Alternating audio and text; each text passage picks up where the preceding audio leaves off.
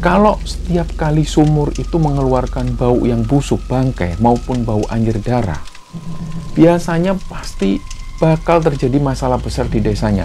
Dan itu selalu jadi tetengar bagi warga desa. Bahkan waktu itu Adi ini juga ikut-ikutan ngangkat keranda jenazah ini, dan Adi juga mengakui kondisi keranda jenazah itu memang benar-benar berat. Jadi semua yang ada di sana itu heran, seolah-olah keranda ini menyatu dengan bumi.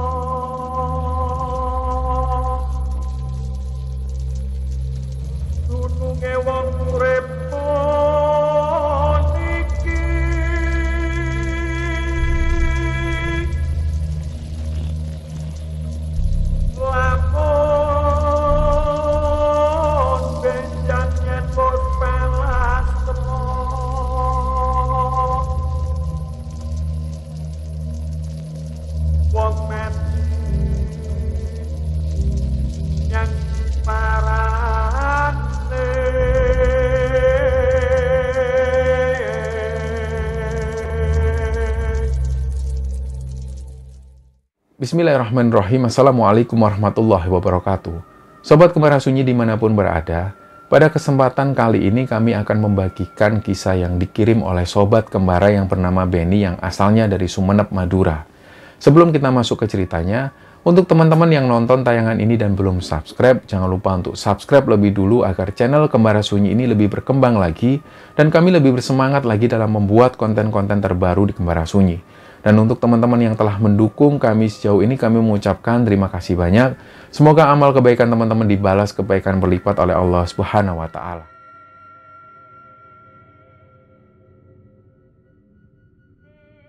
Ya, untuk cerita kali ini teman-teman, cerita ini dikirim oleh Sobat Kembara yang bernama Benny, yang asalnya dari Sumeneb, Madura.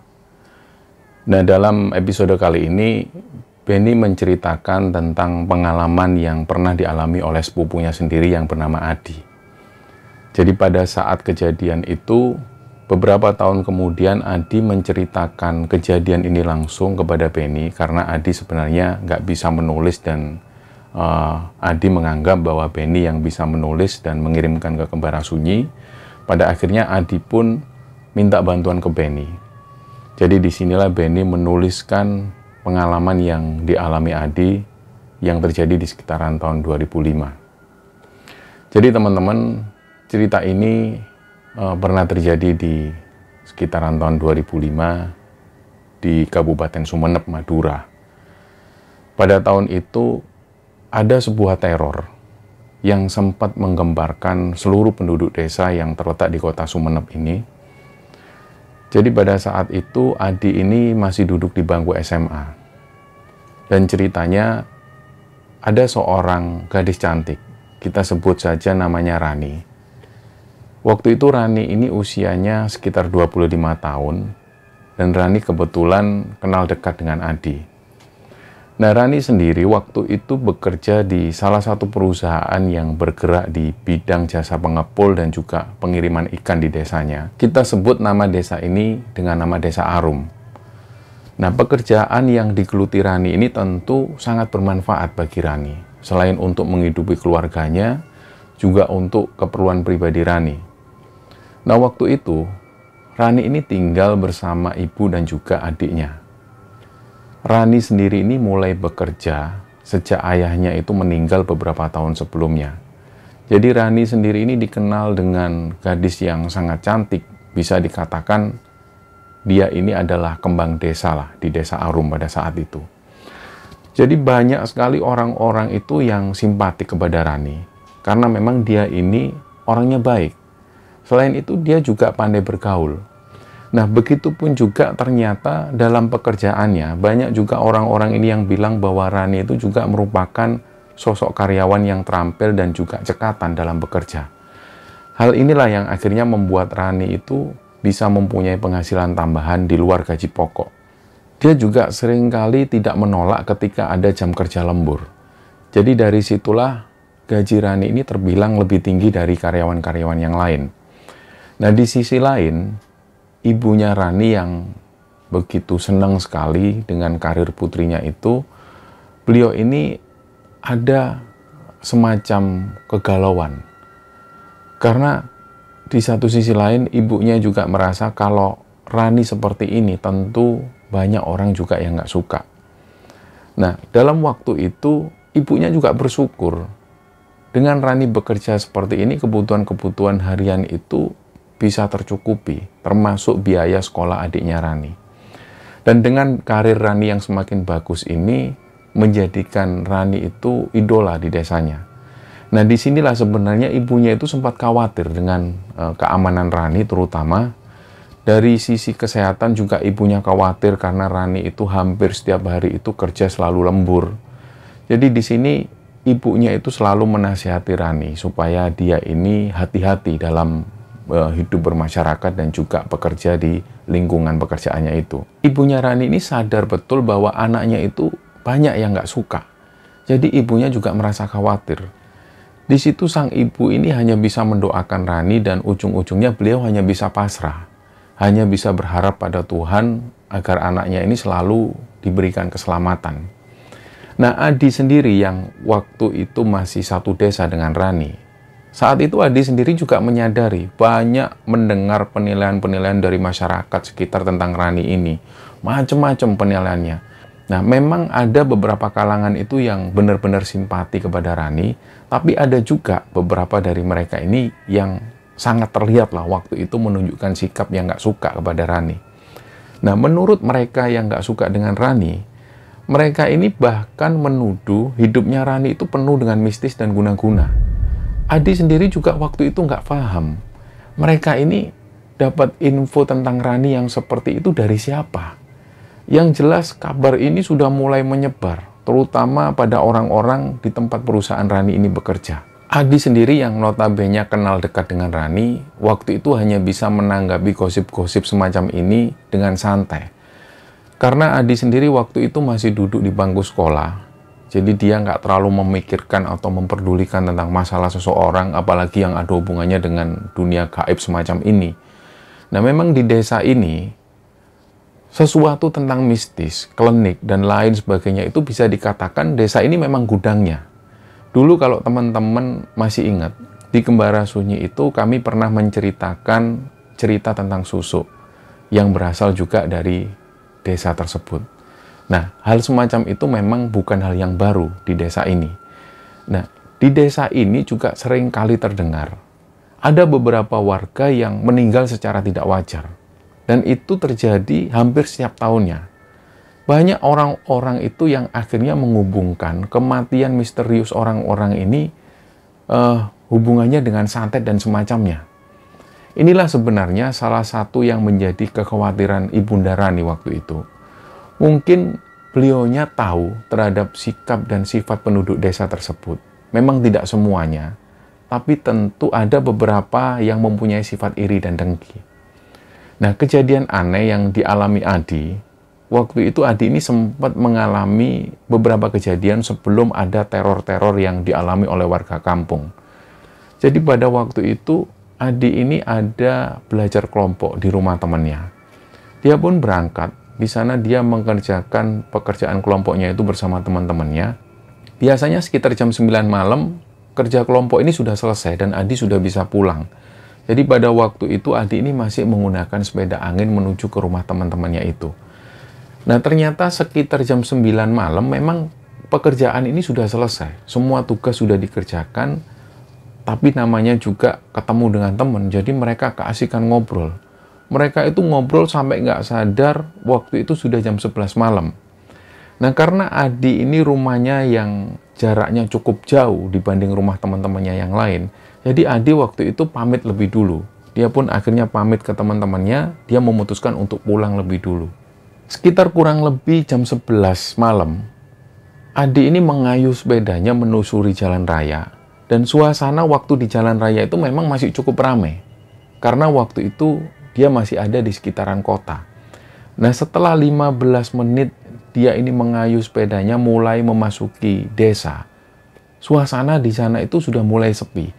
Lampu penerangan yang tadinya sangat sering ditemui, begitu masuk jalan-jalan desa ini sudah jarang ditemui dan suasananya sudah mulai agak gelap. Disinilah Adi itu mengayuh sepedanya. Dan di sebelah kiri kanan itu banyak sekali pepohonan jati dan juga pepohonan bambu. Setelah melewati pepohonan-pepohonan ini, Adi melewati pematang sawah. Disinilah Adi itu sebenarnya sudah merasa perasaannya itu sudah nggak enak. Jadi dia sudah merasakan was-was dari situ.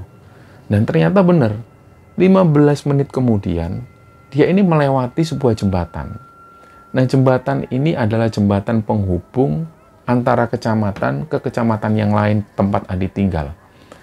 Waktu itu Adi ini sempat ngelihat ada orang jalan kaki. Jaraknya jauh. Dia ngelihat ada orang jalan kaki dan dia ini jalannya menuju ke desanya Adi. Lah Adi ini sudah berpikiran biasanya ada tradisi di desa itu kalau mereka ketemu dengan orang yang tinggalnya di sesama desa, dia pasti menawarkan tumpangan. Jadi Adi sudah berencana mau menawari si laki-laki yang jalan ini tumpangan menuju ke desa.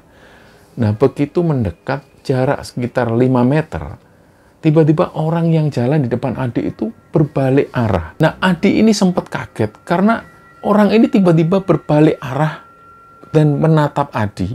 Terus tiba-tiba dia ini bilang ke Adi, pulang, pulang, pulang. Sambil tangannya itu nunjuk-nunjuk ke arah desanya Adi. Lah, setelah beliau ngomong seperti itu, tiba-tiba dia ini ketawa dengan suara yang sangat melengking sekali. Nah, Adi itu masih terpaku waktu itu. Dia masih kaget. Dan seperberapa detik kemudian, dia langsung mengayuh sepedanya lagi, sambil dia itu terus mengayuh dengan kencang. Nah, beberapa saat kemudian, Adi ini sambil noleh ke arah belakang, melihat si laki-laki tadi. Begitu Adi noleh, ternyata sosok laki-laki ini sudah nggak kelihatan lagi. Nah, dalam perjalanan itu, Adi ini sambil terus berpikir, itu tadi siapa? Karena Adi sempat melihat sosok orang ini, dia bukan warga desa yang tinggal di desanya Adi. Orang ini aneh. Wajahnya mohon maaf seperti orang-orang gila, rambutnya berantakan, dan yang dipikirkan Adi waktu itu, kenapa kok orang ini tiba-tiba teriak ke arah Adi sambil bilang, pulang, pulang. Dia disuruh pulang. Nah, sambil terus dia mengayuh sepedanya, karena jaraknya masih jauh menuju ke rumahnya, Adi ini terus memikirkan kejadian barusan. Nah, tibalah waktu itu Adi ini menyusuri jalan. Di situ ada jalan tikungan. Nah, di tikungan persis itu ada sumur tua. Begitu Adi melewati sumur tua ini, dia langsung mencium bau bangkai yang baunya itu benar-benar menyengat. Baunya anyir sekali, ditambah dengan bau-bau anyir darah. Seketika itu juga Adi ini memperlambat laju sepedanya. Barulah Adi ingat, di situ memang ada sumur tua. Baru Adi ingat. Nah, karena Adi baru ingat bahwa di sana ada sumur tua, Adi pun langsung cepet-cepetan mengayuh sepedanya menuju ke rumah. Sekitar hampir 10 menit kemudian barulah Adi ini sampai di rumah dan dia langsung memasukkan sepedanya. Dia cuci tangan, cuci kaki, dan langsung masuk kamar. Nah, begitu Adi ini ada di kamar, dia belum bisa tidur. Dia kepikiran. Karena begini, banyak isu dari orang-orang di sekitar. Kalau setiap kali sumur itu mengeluarkan bau yang busuk, bangkai, maupun bau anyir darah, biasanya pasti bakal terjadi masalah besar di desanya. Dan itu selalu jadi terdengar bagi warga desa. Nah, disinilah Adi itu kepikiran tentang hal itu. Karena Adi ini benar-benar mencium bau bangkai yang berasal dari sumur tua itu. Dan hal inilah yang akhirnya dihubung-hubungkan Adi dengan kejadian yang pernah terjadi di tahun-tahun sebelumnya. Bahwa orang-orang ini menjadikan sumur itu sebagai terdengar. Kalau sumur ini mengeluarkan bau-bau busuk bangkai maupun bau anyir, biasanya akan terjadi sebuah musibah besar atau kejadian yang aneh di desa itu. Di situ Adi ini sempat berpikir, dan pikirannya itu sempat menerawang jauh. Dan sebelum tidur, Adi ini sempat berdoa, ya Allah, semoga nggak ada kejadian apa-apa di desa ini. Akhirnya Adi pun tidur. Nah, keesokan harinya, Adi ini menuju ke rumah temannya yang bernama Farid. Ada keperluan waktu itu yang belum diselesaikan oleh Adi. Ada tugas-tugas sekolah yang belum diselesaikan. Dia pun menuju ke rumah Farid. Nah, biasanya memang di rumah Farid ini, rumahnya dijadikan tongkrongan oleh teman-teman Adi dan lain sebagainya. Nah, ternyata begitu Adi sampai di sana, kabar sumur yang berada di tikungan yang mengeluarkan aroma busuk dan anyir ini sudah mulai menyebar beritanya.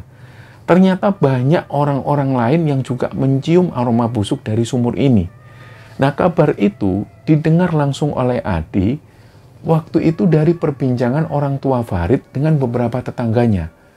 Nah, Adi pun akhirnya ngomong ke Farid, "Wah, benerit, kata orang-orang itu benerit. Yang ku alami semalam itu ya seperti itu. Aku itu juga mencium bau anyir dan juga bau bangkai dari sumur itu. Ya semoga aja lah memang benar ada bangkai hewan yang dikuburkan di sana. Kalau memang nggak benar, itu berarti kan ada sesuatu yang terjadi dengan desa ini." Nah, setelah beberapa hari kemudian, suasana pada waktu malam itu terasa semakin mencekam. Mungkin orang-orang di desa Arum ini sudah tahu tentang kabar sumur yang ada di tikungan itu mengeluarkan aroma anyir. Jadi orang-orang di kampung itu selepas maghrib mereka sudah mulai masuk ke rumahnya masing-masing.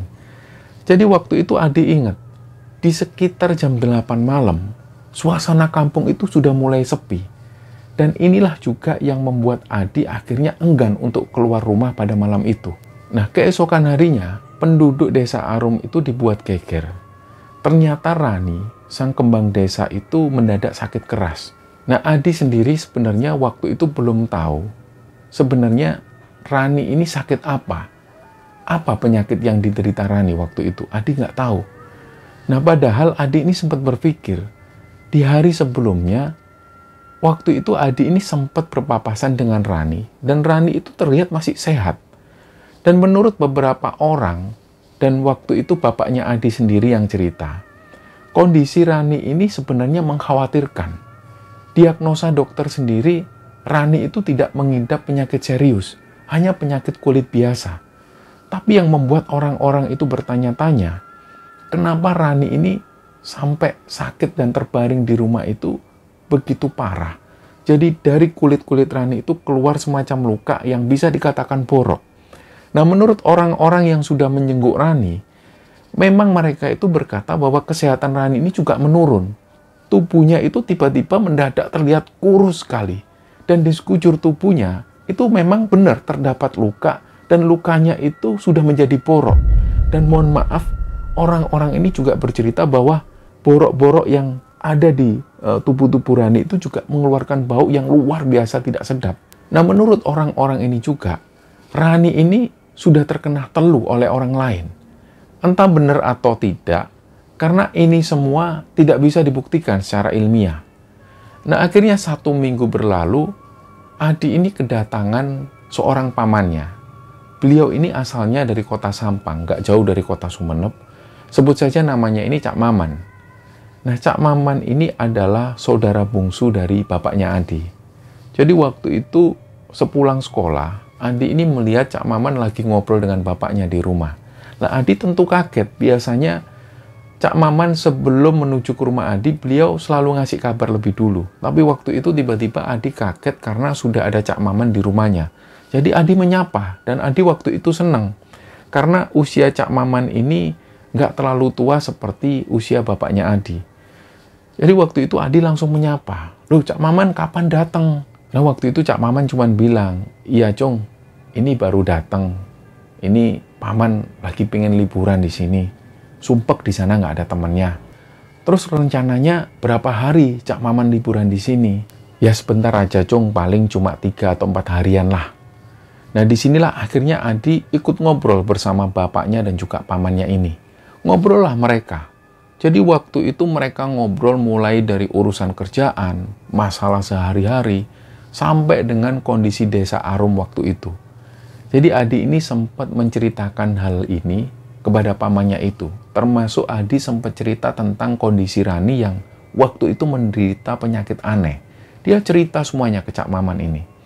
Nah, Cak Maman ini memang dikenal punya kelebihan. beliau itu punya kemampuan untuk melihat hal-hal yang tak kasat mata. Dan waktu itu juga Cak Maman ini langsung menyalakan rokoknya. Dihisaplah asap rokoknya itu dalam-dalam, dan sekitar beberapa menit kemudian Cak Maman ini langsung ngomong ke Adi dan juga bapaknya Adi. Jadi menurut penglihatan Cak Maman, penyakit yang diderita oleh Rani ini adalah murni penyakit non-medis. Jadi menurut Cak Maman, ini adalah kiriman seseorang. Jadi dalam arti lain, Rani ini sudah kena santet, sudah kena teluh. Dan menurut Cak Maman juga, ada sosok negatif yang sekarang itu bersemayam dalam tubuhnya Rani. Jadi Adi waktu itu penasaran, itu sosok negatif seperti apa ya, Cak? Yang menurut Cak Maman ini seperti apa? Cak Maman di situ menjelaskan, aura negatif yang ada dalam tubuh Rani itu nggak bisa dilihat dengan mata telanjang. Aura yang ada dalam penglihatan Cak Maman waktu itu adalah buah atau hasil, atau bisa dikatakan simbol dari beberapa keinginan Rani yang selama ini Rani capai itu dengan cara menggunakan ilmu-ilmu hitam. Nah, ini biasanya seperti halnya pelet dan susu atau sejenisnya. Sihir dan teluh pun juga masuk di dalamnya. Nah, semua itu mempunyai pengaruh buruk terhadap pengamal atau penganut ilmu hitam ini. Artinya, dalam bahasa sederhananya, Cak Maman ini menjelaskan bahwa Rani sendiri, sebelum kejadian disantet orang, dia ini sebenarnya sudah menjalani ritual-ritual tertentu dan menggunakan sihir-sihir tertentu untuk tujuan perlindungan diri. Bahkan untuk beberapa hal semacam pelet dan juga susu. Jadi waktu itu Desa Arum ini sudah mulai mencekam. Apalagi pada saat malam tiba. Suasana begitu sepi. Tapi nggak begitu di rumah Adi. Mungkin karena waktu itu ada Cak Man. Jadi waktu itu terlihat Cak Man, bapaknya Adi dan juga Adi ini lagi ngobrol di ruang tamu. Sementara di luar, orang-orang ini sudah nggak berani keluar dari rumahnya. Nah, sekitar jam 9 malam, tiba-tiba Cak Man ini ngomong ke Adi dan bapaknya, kalian kalau bisa malam ini jangan tidur di bawah jam 12 ya. Tentu waktu itu Adi dan bapaknya Adi ini penasaran. Emang ada apa, Cak? Nah, menurut Cak Maman ini menjelaskan akan terjadi sesuatu di desa ini. Nah, mendengar Cak Maman ngomong seperti itu, tentu Adi ini langsung ketakutan. Memang karakter Adi ini adalah karakter orang yang penakut. Cak Maman pun akhirnya bilang ke Adi, sudahlah Cung, kamu nggak usah takut. Banyak-banyaklah baca sholawat. Jadi Cung ini adalah panggilan kepada anak yang lebih muda. Ini panggilan khas orang Madura.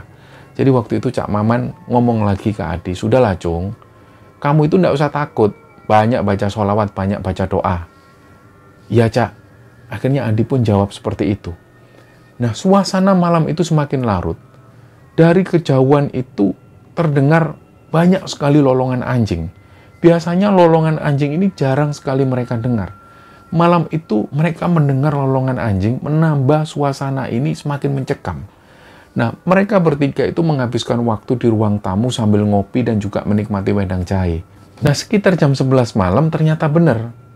HP bapaknya Adi itu berdering. Dan tiba-tiba bapaknya Adi ini mengucap, innalillahi wa inna ilaihi raji'un. Ya Pak, sebentar lagi kami menuju ke sana ya Pak. Lah Adi langsung tanya, Pak, siapa yang meninggal Pak?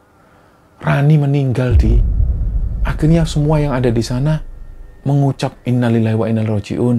Dan langsunglah bapaknya Adi ini ngajak Cak Man. Ayo Cak Man, kita ke sana Cak Man. Biar Adi di sini aja. Lah karena Adi waktu itu takut, Adi ini ngomong ke bapaknya, aku ikut Pak, daripada di sini sendirian. Ya sudahlah, ayo cepet yuk. Akhirnya mereka bertiga pun berangkat jalan kaki menuju ke rumahnya Rani. Jarak rumah Adi menuju ke rumah Rani ini nggak terlalu jauh. Mereka jalan kaki menuju ke sana. Nah, sesampainya di rumah Rani, ternyata di sana itu sudah ada Bapak Kades dan juga beberapa perangkat desa. Mereka semua yang ada di sana itu membantu persiapan penguburan Rani. Nah, penguburan itu segera dilakukan malam itu juga. Karena memang sudah nggak ada lagi sanak keluarga yang ditunggu. Nah, Cak Maman itu langsung masuk ke dalam. Cak Maman ini sempat melihat wajah dari jenazah Rani. Dan setelah itu, Cak Man ini menjelaskan kepada bapaknya Adi dan juga Adi. Menurut Cak Maman, dan beberapa warga yang tadi sudah melihat kondisi jenazah Rani ini memang harus segera dikuburkan karena kondisi jenazahnya itu sangat memprihatinkan. Menurut Cak Maman itu menjelaskan banyak sekali luka-luka yang sudah menjadi borok di sekujur tubuh Rani dan terutama di bagian wajah. Kondisinya itu sudah sangat parah sekali. Jadi setelah proses pemandian dan juga pengkafanan ini selesai, jenazah langsung dimasukkan ke dalam keranda. Semua orang yang ada di sana itu langsung membacakan tahlil bersama-sama dan setelah itu jenazah ini sudah siap diangkat. Waktu itu mereka mencium aroma dupa yang begitu wangi. Nah, ada tradisi memang di sana, kalau ada orang yang meninggal, jam berapapun juga harus segera dimakamkan. Ternyata sebelum keranda ini diangkat, Adi yang waktu itu ada di luar, Adi ini sempat mendengar di dalam itu ada kegaduhan. Adi pun masuk ke dalam, ternyata di dalam itu banyak sekali orang-orang yang nggak bisa mengangkat keranda jenazah Rani ini. Jadi waktu itu mereka semua bingung. Bahkan waktu itu Adi ini juga ikut-ikutan ngangkat keranda jenazah ini dan Adi juga mengakui kondisi keranda jenazah itu memang benar-benar berat. Jadi semua yang ada di sana itu heran. Seolah-olah keranda ini menyatu dengan bumi. Ibunya Rani yang mengetahui hal itu, waktu itu benar-benar menangis jadi-jadinya. Dan secara otomatis beliau itu berdoa sambil menangis. Ya Allah, kenapa ini ya Allah? Ampuni dosa anak saya ya Allah. Jangan buat anak saya seperti ini ya Allah. Jadi ibunya Rani itu nangis. Dan di situ ibu-ibu ini juga ikut-ikutan menangis. Waktu itu sudah sekitar jam 1 dini hari. Sedangkan orang-orang yang ada di sana itu masih bingung. Sempat Pak Kades ini menyarankan ke semua orang untuk sekali lagi bersama-sama membacakan doa untuk Rani. Tapi ternyata setelah doa ini dibacakan, keranda jenazah ini masih belum bisa diangkat. Bahkan waktu itu hampir 10 orang laki-laki yang membantu mengangkat keranda jenazah ini tetap nggak bisa. Nah tiba-tiba nggak lama kemudian, Cak Man ini angkat bicara. Cak Man bilang ke semua orang, Bapak-bapak, dan para keluarga almarhumah, mohon maaf sebelumnya. Saya ini memang bukan warga sini. Tapi ayolah demi kebaikan bersama, mari kita berdoa sekali lagi. Kali ini kita bacakan ayat kursi sebanyak 21 kali. Semoga setelah kita membacakan ayat kursi sebanyak 21 kali ini, kita segera menemui jalan keluar dan keranda jenazah ini bisa segera kita bawa menuju ke pemakaman. Akhirnya semua pun menuruti kata-kata Cak Man ini. Semua pun kembali membacakan ayat kursi sebanyak 21 kali yang waktu itu dipimpin langsung oleh Cak Man. Nah setelah doa ini selesai, Adi dan para warga yang ada di sana itu sempat kaget dengan apa yang dilakukan Cak Man. Jadi setelah mereka berdoa, Cak Man itu terlihat menempukkan tangannya ke tanah itu sebanyak 3 kali, sambil beliau itu mengucap takbir, Allahu Akbar, wah, Allahu Akbar, wah, Allahu Akbar. Semua itu melihat ke arah Cak Man. Barulah setelah itu Cak Man memerintahkan orang-orang yang ada di dalam untuk segera mengangkat sekali lagi keranda jenazah Rani ini. Dan akhirnya benar, alhamdulillah waktu itu keranda jenazah ini bisa diangkat dengan mudah dan segera setelah itu jenazah almarhumah Rani ini segera dibawa ke tempat pemakaman. Ternyata baru saja mereka ini berangkat, tiba-tiba mereka itu mendengar ada perempuan yang teriak-teriak, Pak, tolong Pak, tolong Pak. Nah Adi waktu itu yang posisinya ada di belakang. Adi ini langsung noleh ke belakang. Ternyata yang teriak itu adalah bibinya Rani. Bibinya Rani itu teriak-teriak seolah dia ini ketakutan. Tapi waktu itu karena mereka sudah jalan, Pak Kades langsung ngomong ke semua orang, sudah terus jalan, terus langsung menuju ke pemakaman. Tapi bersamaan dengan itu, Pak Kades ini sempat nyuruh Pak RT untuk menangani masalah itu. Pak Kades ini sempat nyuruh Pak RT, coba Pak RT dilihat itu siapa, ada apa itu, coba kita langsung aja menuju ke pemakaman. Pak RT coba urusi itu. Akhirnya Pak RT pun ngajak Adi waktu itu karena Adi posisinya ada di belakang rombongan. Adi pun langsung mengikuti Pak RT. Dan waktu itu Adi menemui bibi dari Rani ini. Ada apa, Bek? Itu loh, Rani masih ada di rumah. Dia lagi duduk di depan cermin sambil nyisir rambutnya. Lah, mendengar cerita horor ini, Adi itu langsung kaget. Karena Adi ini memang penakut, jadi Adi langsung meninggalkan bibinya Rani itu dan langsung mengejar rombongan pengantar jenazah ini. Adi sudah nggak mau ikut campur masalah-masalah yang begituan. Nah, setelah itu, Adi ini menyusul rombongan pengantar jenazah ini. Dan sesampainya di tempat pemakaman ini, nggak ada rintangan apapun. Semua berjalan dengan lancar dan sampai jenazah Rani ini bisa dimakamkan dengan normal, mereka pun kembali ke rumahnya masing-masing. Nah, di tengah perjalanan pulang, bapaknya Adi ini sempat bertanya kepada Cak Maman tentang apa yang sebenarnya terjadi dengan jenazah Rani tadi. Tapi waktu itu, Cak Maman ini sempat bilang, "Sudahlah, nanti aja ceritanya di rumah. Nggak baik kalau cerita di jalan seperti ini." Akhirnya mereka pun melanjutkan perjalanan. Dan sesampainya di rumah itu sudah sekitar jam 2:30 dini hari. Adi waktu itu bersama bapaknya dan juga Cak Maman ini begitu sampai di rumah, mereka langsung membersihkan diri. Mereka cuci tangan, cuci kaki. Dan waktu itu Cak Maman bahkan sempat nyuruh Adi untuk membikinkan kopi. Nah, Adi sempat tanya, "Wah, Cak, ini sampai pagi dong, Cak." "Iya, Di, tapi kalau kamu nggak kuat, kamu ngantuk, kamu tidur aja lah." Nah, karena Adi ini masih penasaran, setelah Adi membuatkan kopi untuk Cak Maman dan juga bapaknya itu, Adi pun ikut nimbrung. Disinilah Cak Maman mulai membuka pembicaraan tentang keanehan yang terjadi pada saat penguburan jenazah Rani ini. Nah, menurut Cak Maman, keanehan-keanehan yang terjadi ini disebabkan oleh beberapa faktor. Salah satu faktornya adalah semasa hidupnya dulu, Rani ini menggunakan susuk pengasihan. Dan yang kedua, Rani ini pernah dikirimi santet atau telu oleh seseorang, sehingga menjadikan dia itu meninggal dengan tidak wajar seperti itu. Dan menurut Cak Maman juga, santet ini cukup kuat, yang mana kekuatan santet ini bisa merenggut nyawa kurang dari 1 minggu. Nah, Cak Maman berharap waktu itu semoga kejadian ini tidak berbuntut panjang. Karena menurut pengakuan dari Cak Maman, beliau itu sempat melihat sosok Rani ketika mereka ada di pemakaman. Nah, waktu itu menurut Cak Maman, ketika Cak Maman ini melihat wujudnya Rani, Rani ini memperlihatkan raut wajah yang suram dan sorot matanya itu menyimpan dendam. Disinilah Cak Maman menjelaskan seperti itu kepada bapaknya Adi dan juga Adi. Nah, nggak lama kemudian adzan subuh pun terdengar. Mereka pun bertiga akhirnya menuju ke masjid untuk sholat berjamaah. Sekitar jam 5 pagi, mereka kembali ke rumah. Adi ini sudah nggak kuat, dia sudah benar-benar ngantuk. Dia pun langsung masuk ke kamar dan Adi pun tidur. Barulah sekitar jam 12 siang, Adi bangun. Yang dia lakukan waktu itu, dia langsung makan. Setelah Adi ini makan, dia ngecek, kok ternyata Cak Maman dan juga bapaknya Adi ini nggak ada di rumah. Barulah sekitar setengah jam kemudian, terlihat bapaknya Adi dan juga Pak Man ini baru masuk rumah.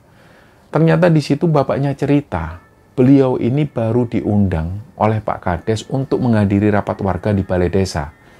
Pak Kades ini menginginkan supaya ronda malam diadakan lagi. Karena mengingat situasi desa yang semakin mencekam, terutama di malam hari. Jadi akhirnya, dengan usulan Pak Kades, malam itu juga ronda malam ini digelar. Jadi singkat cerita, sekitar jam 10 malam, Cak Man dan bapaknya Adi itu sudah bersiap menuju ke pos ronda.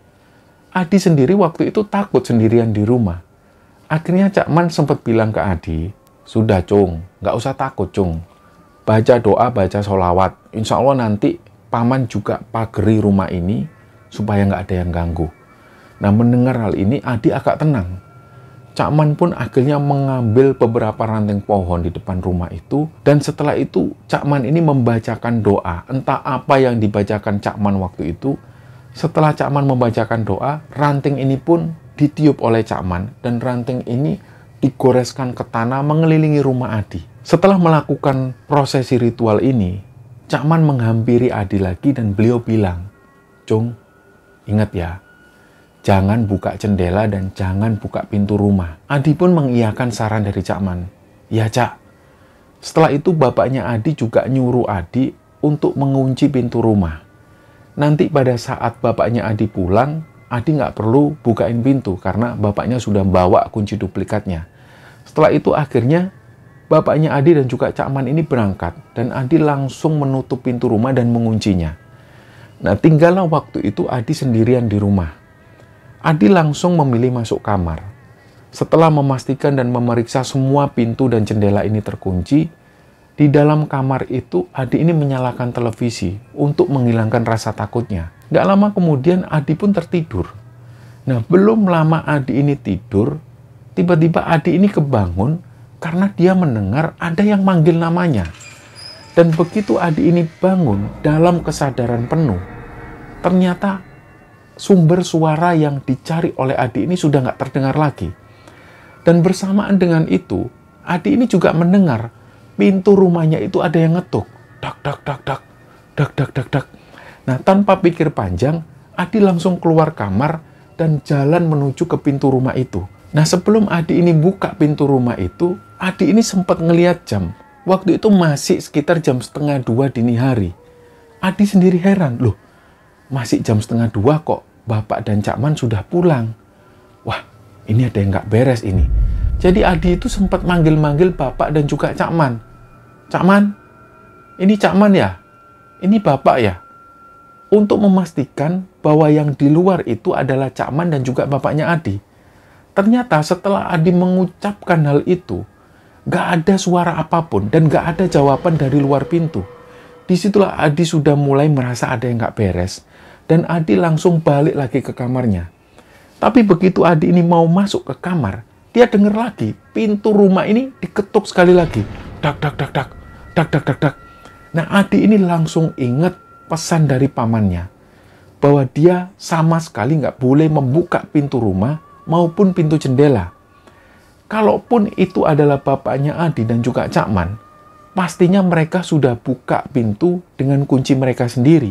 Adi pun langsung masuk ke kamar, pintu kamar ini dikunci, dan dia langsung tarik selimutnya itu, ditutuplah selimut ini rapat-rapat. Di situ Adi membaca doa yang dia bisa. Dia baca apapun yang dia bisa.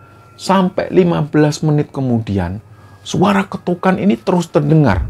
Barulah setelah itu nggak terdengar lagi dan Adi sudah mulai bisa tenang. Nah, dengan sisa-sisa keberaniannya itu, dia bangun dan berjalan ke meja yang ada di pojok kamarnya itu. Belum sampai ada di meja, Adi itu kaget. Tiba-tiba jendela kamar ini diketuk dengan keras. Dak, dak, dak, dak, dak, dak, dak. Di, buka pintunya, Di. Adi, buka pintunya, Di. Ternyata ini suara bapaknya sendiri.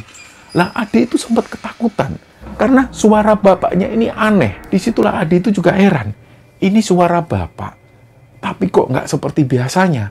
Adi itu langsung cari HP-nya. Diambil HP-nya itu, dicobalah telepon. Bapaknya ini ditelepon, Pak, Bapak pulang kapan?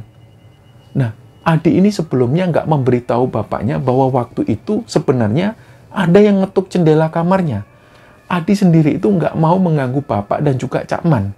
Di situ bapaknya bilang dengan santai, "Iya, Cung, nanti bapak pulang jam 3, Cung." "Kenapa, Cung? Kamu kok belum tidur, Cung?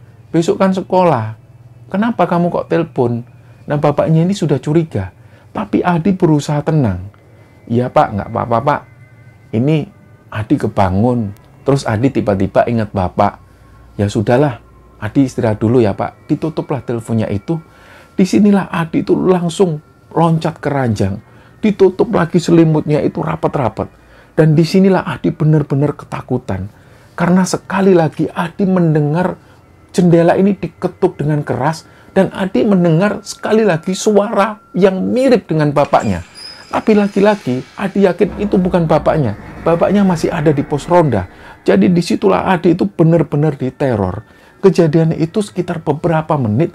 Sampai kemudian suara ini nggak terdengar lagi. Keesokan harinya, mulailah banyak berita tentang sosok Rani ini yang gentayangan. Desa Arum itu terasa menyekam. Beberapa warga yang sudah diteror oleh sosok Rani, ini sempat melaporkan hal ini ke Pak RT dan membicarakan solusi tentang masalah ini. Setelah itu Pak RT pun memanggil bapaknya Adi dan juga Pak Man. Mereka dilibatkan untuk membicarakan masalah ini. Nah, di rumah Pak RT inilah mereka berkumpul merundingkan masalah yang terjadi termasuk teror-teror yang terjadi di Desa Arum itu. Akhirnya mereka pun bersepakat, mereka akan mengadakan sebuah acara pengajian. Tujuannya untuk meminta pertolongan kepada Allah, supaya hal-hal demikian ini dihilangkan dari desa mereka. Nah, penampakan sosok Rani itu memang benar nyata. Banyak orang yang mengaku didatengin sosok Rani itu layaknya seperti manusia pada umumnya. Hanya saja, wajah Rani itu terlihat lebih pucat dan sorot matanya itu terlihat sedih. Nah, seperti yang terjadi beberapa kejadian di tetangganya Adi. Sebut saja namanya ini Mbah Rohmah. Keseharian Mbah Rohmah itu kerjanya di pasar ikan. Jam 3 dini hari, Mbah Rohmah itu melakukan rutinitasnya, melakukan persiapan. Beliau pergi ke pasar menjajakan dagangannya itu. Beliau mengepak dan menaruh ikan-ikannya itu di sebuah box. Malam itu, tiba-tiba Mbah Rohmah ini mendengar ada yang ngetuk pintu dari luar. Dan selain ada suara ketukan pintu, Mbah Rohmah itu juga mendengar ada suara perempuan yang memanggil nama Mbah Rohmah. Mbah sudah bangun, Mbah. Saya mau minta tolong, Mbah. Jadi yang waktu itu Mbah Rohmah ini lagi sibuk-sibuknya. Akhirnya Mbah Rohmah itu berhenti mendengarkan sekali lagi suara dari perempuan ini. Mbah Rohmah ini juga penasaran, ini siapa pagi-pagi gini kok datang ke rumah. Akhirnya dari situ Mbah Rohmah pun cuci tangan, beliau bergegas menuju ke pintu depan rumahnya. Akhirnya waktu itu Mbah Rohmah ini jalan agak cepat dan menyaut panggilan dari perempuan ini. Siapa ya? Sambil Mbah Rohmah itu mengeringkan tangannya sambil beliau terus tanya, siapa ya? Ternyata nggak ada jawaban. Nah, disinilah akhirnya Mbah Rohmah itu membukakan pintu. Setelah pintu ini dibuka, ternyata beliau itu ngelihat di sana itu ada sosok perempuan. Perempuan ini pakai gaun warna hijau dan berkerudung hitam. Dan kerudungnya itu dililitkan di lehernya. Di situ Mbah Rohmah ini sempat kaget awalnya. Tapi karena penampakan ini wujudnya seperti manusia, Mbah Rohmah pun tanya, siapa ya? Terus si sosok perempuan ini bilang, Mbah, saya minta tolong, Mbah, sampaikan maaf saya pada ibu saya ya, Mbah. Karena setelah ini saya nggak bisa ngasih uang lagi ke ibu saya. Nah, pas perempuan ini ngomong seperti itu, Mbah Rohmah juga kaget. Mendadak wajah Mbah Rohmah itu pucat ketakutan. Karena Mbah Rohmah ingat, ternyata sosok ini adalah sosoknya Rani. Terus Mbah Rohmah cuma bilang, iya nak. Mbah Rohmah itu hanya bisa mematung di depan pintu. Dan nggak lama setelah itu sosok Rani ini hilang. Dan nggak lama setelah itu Mbah Rohmah itu lemes badannya dan beliau itu terjatuh di sana. Jadi setelah dibangunkan oleh anak-anaknya, Mbah Rohmah itu cerita, itu tadi kok kayak bukan orang yang sudah meninggal ya. Kok Rani ini kayak orang biasa, kayak perempuan biasa, kayak dia ini masih hidup. Jadi Mbah Rohmah itu terus-terusan ngomong seperti itu ke anak-anaknya. Seolah-olah Mbah Rohmah itu nggak percaya bahwa baru saja dia tadi didatengin oleh sosoknya Rani. Nah, ternyata ada lagi kejadian di desa lain. Kita sebut nama desanya ini adalah Desa Ambulu. Desa Ambulu ini letaknya berdekatan dengan Desa Arum. Nah, di desa ini ada sebuah warung nasi yang cukup laris. Nah, tapi warung ini bukanya di sekitaran jam 4:30 pagi atau jam 5 pagi. Biasanya, warung ini didatengin oleh orang tua yang ingin membelikan nasi untuk anak-anaknya yang berangkat ke sekolah. Dan juga beberapa pegawai yang mau berangkat ke tempat kerja. Nah, yang punya warung ini atau yang berjualan di warung ini, kita sebut saja namanya Mbak Leli. Nah, dagangan mereka itu cukup laris. Sekitar jam 5 pagi buka, jam 7 sudah habis. Mereka itu menjual nasi pecel dan juga nasi campur. Nah, kejadian ini bermula pada waktu itu Mbak Leli ini melayani pembeli. Mereka waktu itu sangat sibuk sekali karena berdepatan hari itu banyak sekali pesanan dan juga banyak sekali pembeli yang datang ke warungnya. Nah, di sela-sela kesibukannya itu, tiba-tiba Mbak Leli itu melayani seorang pembeli. Dia ini perempuan. Waktu itu dia beli 1 bungkus nasi pecel. Nah, dia itu pakai baju warna hijau dan berkerudung warna hitam. Karena banyak sekali pembeli, jadi Mbak Leli itu nggak seberapa memperhatikan sosok perempuan ini. Nah, setelah Mbak Lely ini menyerahkan satu bungkus pecel kepada sosok perempuan ini, si perempuan ini ngambil bungkusan nasi itu dan menyerahkan uang ke Mbak Lely, dan anehnya, dia ini menjabat tangan Mbak Lely. Lah, hal inilah yang jarang dilakukan oleh pembeli-pembeli selama ini. Disitulah Mbak Lely itu juga heran, kenapa ya perempuan ini kok salaman. Mbak Lely pun akhirnya juga ikut menjabat tangan si perempuan ini. Setelah itulah baru Mbak Lely ini memperhatikan wajah dari perempuan ini dan mengingat betul mungkin perempuan ini adalah teman lamanya Mbak Lely. Diingat-ingat lagi, siapa ya? Tapi perempuan ini cuma senyum. Dan setelah itu beliau pun pergi. Jadi Mbak Lely itu mengingat-ingat lagi, itu tadi siapa kok jabat tanganku? Apa temanku SMA atau temanku lama? Jadi diingat-ingat betul raut wajah dari perempuan ini. Nah, sore harinya, waktu itu Lely ini lagi sibuk di dapur. Dia menyiapkan bumbu-bumbu untuk jualan besok pagi. Dan ibunya itu datang.